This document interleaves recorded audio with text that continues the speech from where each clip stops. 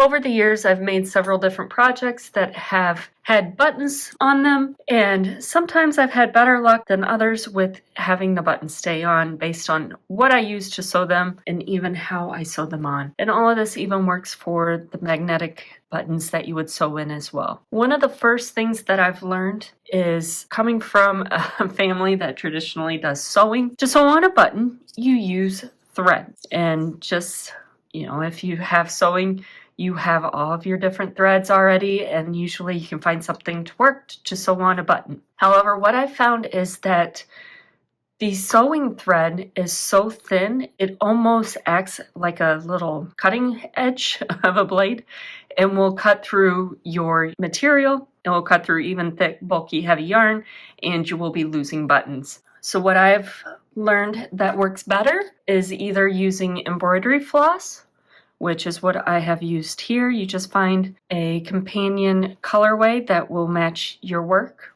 or to even use the yarn itself that you made up your garment and use that to sew your button on if you're able to do that. The other thing is making sure you get a large enough chunk in the back to support everything. You can't just go through one little bitty post, one spot over and over, because you're going to have a lot of pull and force pulling on each of the areas.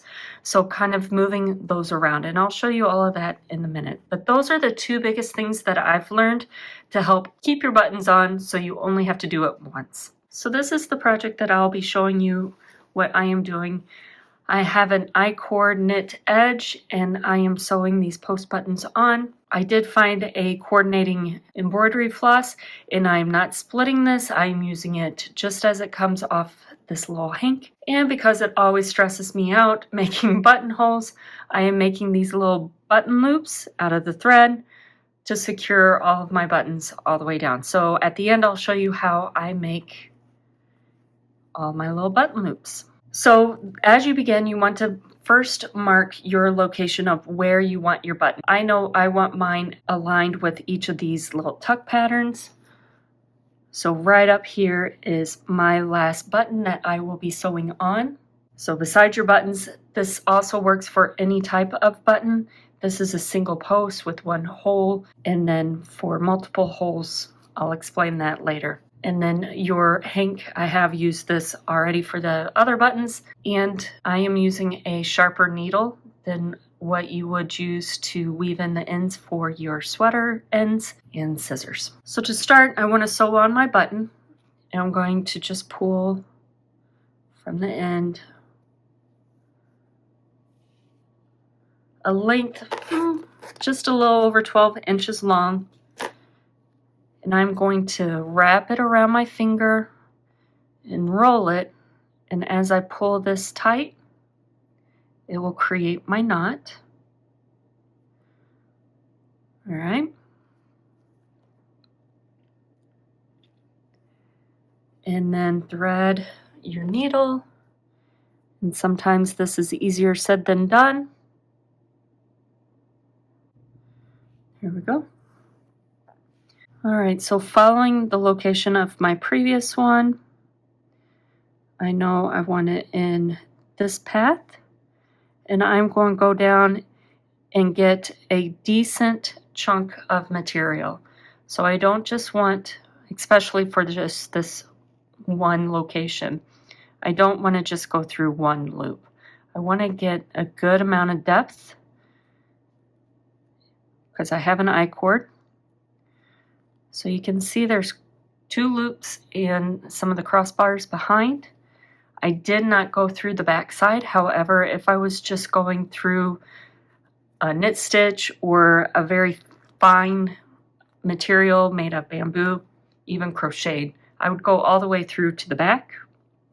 So once you pull it through, leaving a little bit of a tail with the knot in, I'm going to go ahead and thread my button on. And then I want to go through the knot with my needle so that it will not continue to pull through. So this will will prevent the knot from pulling through. And just pull it taut to the fabric. Now I want to go into the same spot that I did before, coming back up. And you can see I've come just a little bit north of where my first yarn out exit was. And this is so that that force goes around different sections of my knit, in this case. And then I want to do the same thing on the other side, just go through a little bit different area. And now I'm going to go to the bottom side.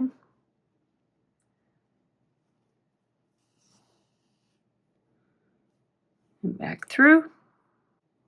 And I want to go now to secure it. I'm going to gather some of the yarn from my project and go through also some of the stitch that I originally did. Take my needle and go through the loop I just made and go through once more and pull that knot tight. And then I'm going to do that once more.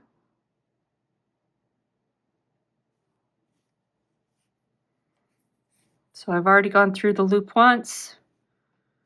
Go through it again. And that will secure my tail.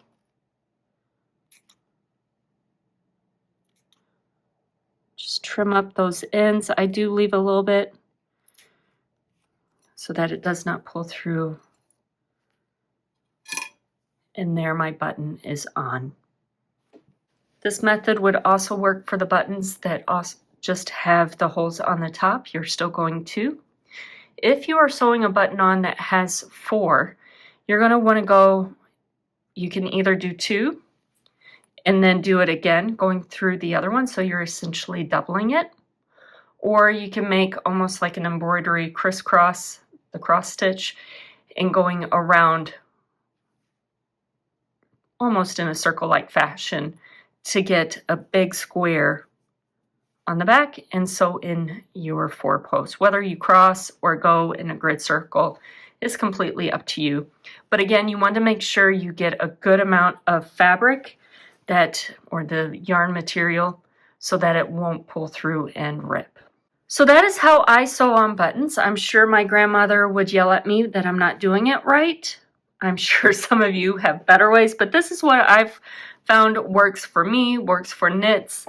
If you have other tricks, let me know. Before the thread button loops, so with the same embroidery floss, you're going to want to pull out, for me, I do almost 24 inches. I'd rather have too much than not enough. And again, I'm going to thread the needle. And I use the same needle that I did for sewing on my buttons. And I know my location. So again, I want to get as much material as I can for this. So right now I just have 1 bar of the knit stitch, and for me that is not enough. I want to make sure I kind of go a little bit deeper and pull some of that inner structure from my I-cord. And I'm going to pull through the thread until I have a couple inches hanging out of the tail. And I'm going to go back into the same spot and go right back out. And now I'm going to pull this through till it wraps around my finger or whatever, a general width of what your loop needs to be, or the diameter. And go back around and through. So essentially I want 2 loops to be about the size of the end loop to go around my button. So a great way to get an idea of what size you need is just to put it halfway across your button and then pull each of the sides of the thread tight around that button.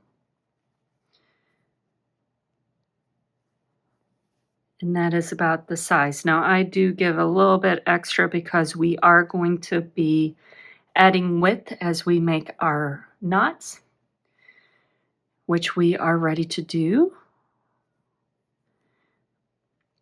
And the key for this is you need to move in the same direction. So I always go away from me, come up through the button loop,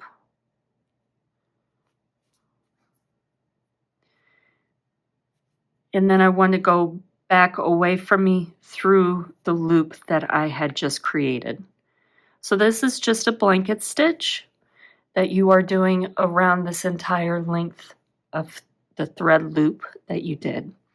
So again, away from me, up through that loop for the button loop, and through the loop I just created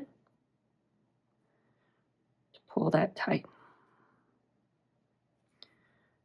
Come up through the loop and through, going away from you, the new loop.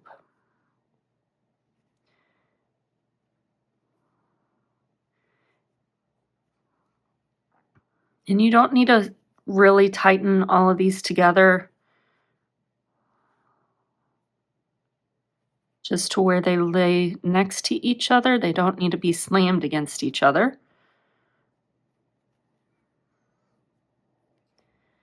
And we can do a final adjustment at the end for how wide of a loop we need. But as long as you get it pretty close at the beginning, you're in good form.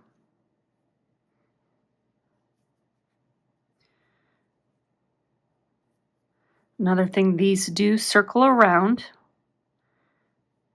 as you make them.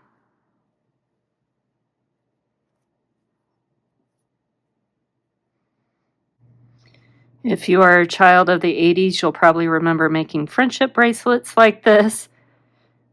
It's no difference, just making them into a buttonhole loop than for your friends at school.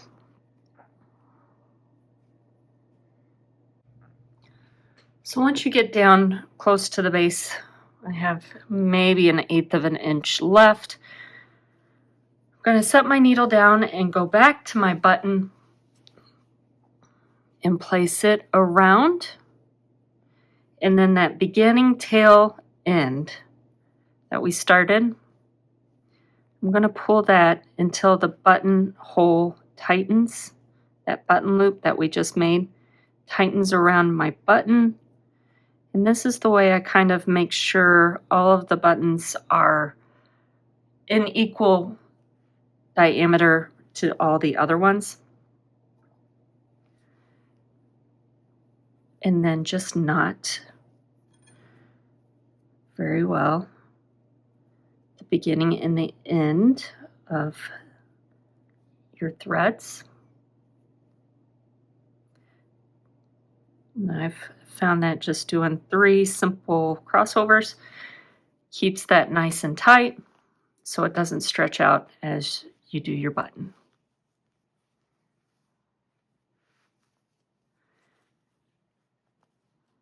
And then all that's left is weaving in these tail ends and the loops custom made to whatever button you were doing. And you didn't have to deal with buttonholes.